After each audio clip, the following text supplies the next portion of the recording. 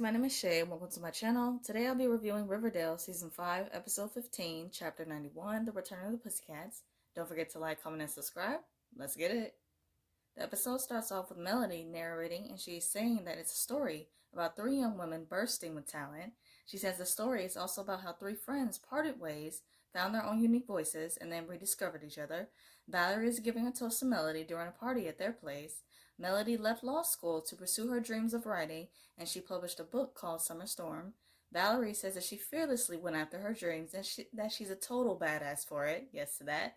Melody gets up and says that she just had to be brave enough to listen to that voice that wanted to achieve great things. She mentions that her book is going to be made into a movie by Tyler Perry and that Valerie's going to be the lead in the film. Melody's in bed with her girlfriend, and I just have to take a moment to appreciate that she is in a relationship with a woman. Like, years ago, we barely knew anything about her character, and now we see that she is not only thriving with getting her first book published and being made into a movie, but that she has this amazing woman in her life. Love to see it. She mentions that the network wants a bigger star to play the lead of the film, and not Valerie. Valerie's with her boyfriend Alan, and he seems like such a great guy. They are in bed and he brings up about them getting married. Valerie says that she's still unsure, and Alan replies that he doesn't want to pressure her. They decide to still love up on each other and enjoy being in the moment. Tabitha is at Pop's and she is listening to the radio, and the host is talking about Josie up and bailing in the middle of her world tour and that no one has seen her since. Josie comes into Pop's looking for him, and Tabitha introduces herself. She recognizes Josie and she is adorably fangirling out over her. And I love that. Josie says that she just needed to take a break and recenter herself. Tabitha asks Josie if it feels the same being back, and Josie starts singing. She is reminiscing about her old memories of being at Pop's. She is also reminiscing about her memories of being at Riverdale High and her relationships. Josie is at home and she is singing when she gets a knock on the door. She opens the door and the concierge is there along with Hiram.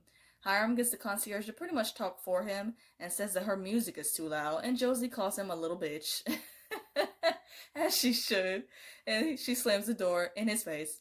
Tabitha comes to Veronica to see if she can invest in Pops because she is looking to expand the business.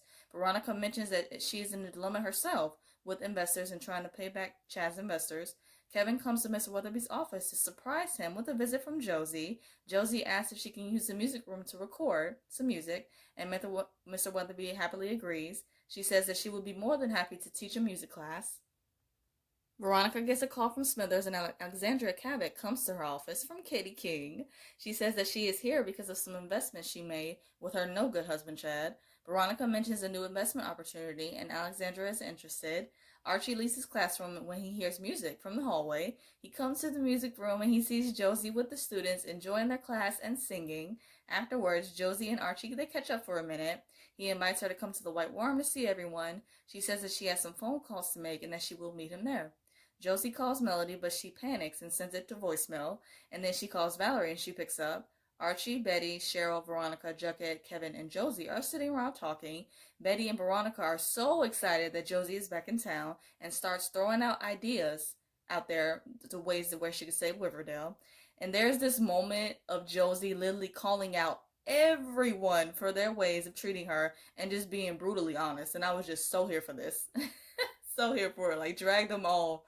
Josie says that she has an album to record and she leaves. She walks out of Pop's and she runs into Sweet Pea, and then they go back to her place and they sleep together. Josie is up early morning and she tells Sweet Pea that last night was amazing and that she has some people to meet in town. She meets with Valerie and Melody at the White Worm. Valerie says that she has been doing art and getting into political activism. Melody is giving Josie the cold shoulder and says that she just got her first book published. Josie says that she needed a break from tour and decided to write about her hometown. She asks them both if they would join her on the tracks and wonders if they still do performing. Melody gets up on stage and she is performing Dua Lipa Physical, and she is killing it. Valerie is performing Go On, a song that is by the actress Haley herself, and that was really dope. Her debut of her single was amazing, and she killed it as well too.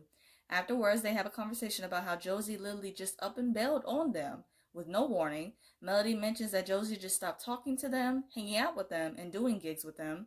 Josie sincerely apologizes to them for that and says that she knows the value of what they brought to the table. She says that she understands that they don't want to do the record, but that it's an open offer. Valerie says that they will think about it, and Melody says that it was good them all catching up. Veronica's with Tabitha and Alexandra at Pops about investing in the restaurant. Alexandra says that she has one little tweak, and that is for them to be singing at the restaurant. The girls, along with Tony, perform Little Shop, talking about how the restaurant has seen many creepy things to be aware of. Just seeing black women in the forefront in this episode, as they should be, and shining in every capacity, there's no greater feeling, man. Afterwards, they thank Tony for showing up, and Tony says that she hoped that this would have induced her labor, but it didn't. She leaves, and Alexandra says that she needs to see books and finances from the last 20 years. Josie comes to her place and she gets a visit from her mom. The second she sees her mother, she just breaks down, and that got me. Sierra says that she knew once she left the tour, she figured Josie would make her way back to Riverdale. Josie recalls the moment where her mother called her about her father passing away before she went on stage. Her mother tells her that she will meet her afterwards, and Josie is in a complete wreck. In this scene, it was so heartbreaking, and I can't even imagine what that must have been like for her. Like Josie getting that news about her father when she's on the other side of the world, when I'm sure she just wanted to be in the comfort of her mother's arms. So, man, that was hard to watch.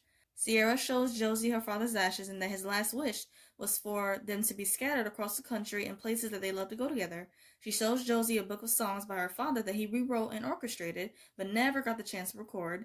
Melody comes to Valerie and says that she wants to be honest with her. She tells her that they want to start her play the lead, and Valerie says that she completely understands. Melody says that she emailed Tyler an email saying that she wouldn't do the film unless her best friend would star in it.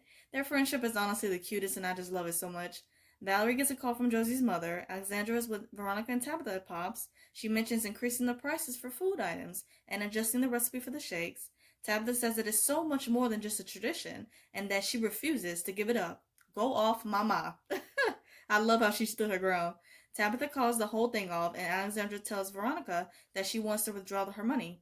Veronica says that she's going to have to wait until the banks are open tomorrow morning. Melody and Valerie come to the music room at Riverdale High and tells Josie that they heard about her father. Josie is emotional and says that, and she's choked up too, and that she would give anything to perform with her dad and the girls just one more time. She comes up with the idea of performing a one-night concert. They come to Archie with this idea of the concert at the White Worm, and that the proceeds from it will benefit a fund to reincorporate the town of Riverdale.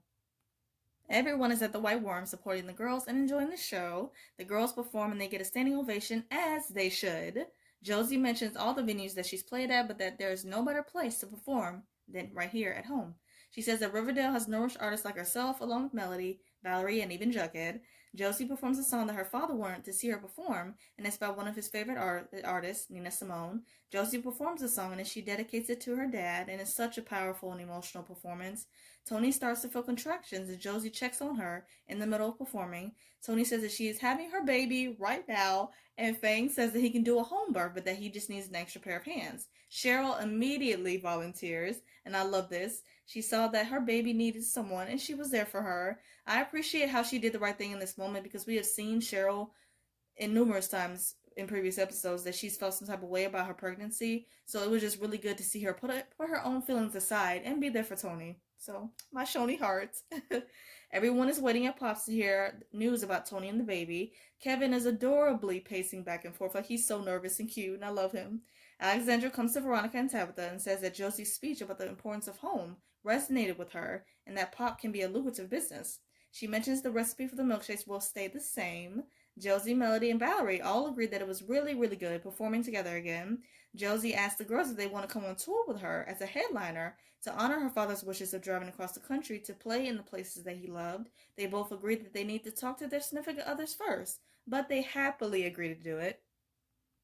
Cheryl comes from the back and tells Kevin, along with everyone, that Tony had a boy. I think it's really cute how in real life Vanessa had a boy, and they made her character on the show have a boy as well. Kevin and everyone else is ecstatic at this amazing news. The group gathers around to see Josie off before she goes back on the road. Josie tells them that they should all come down to see her sometimes, and Betty tells her that they will. Tony comes over with her newborn baby boy and introduces him to Josie and the group. She tells them that his name is Tony, with a Y, Anthony, named after her grandfather. So precious. Josie congratulates Tony along with Fangs and Kevin. Alan tells Valerie that he loves her and that he is going on the trip regardless, whether they're married or not, because he is in it for the long haul. She got a good one.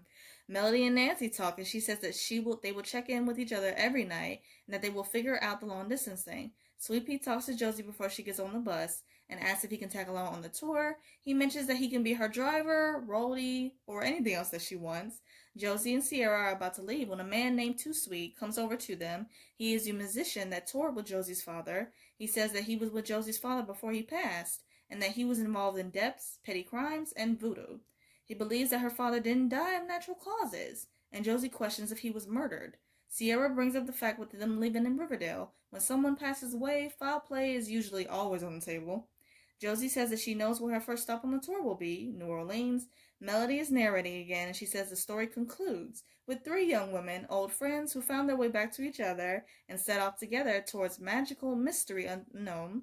The episode ends with the girls looking out the window as the bus drives away, and fans are cheering and waving them goodbye, along with Archie and everyone else. Such a bittersweet ending.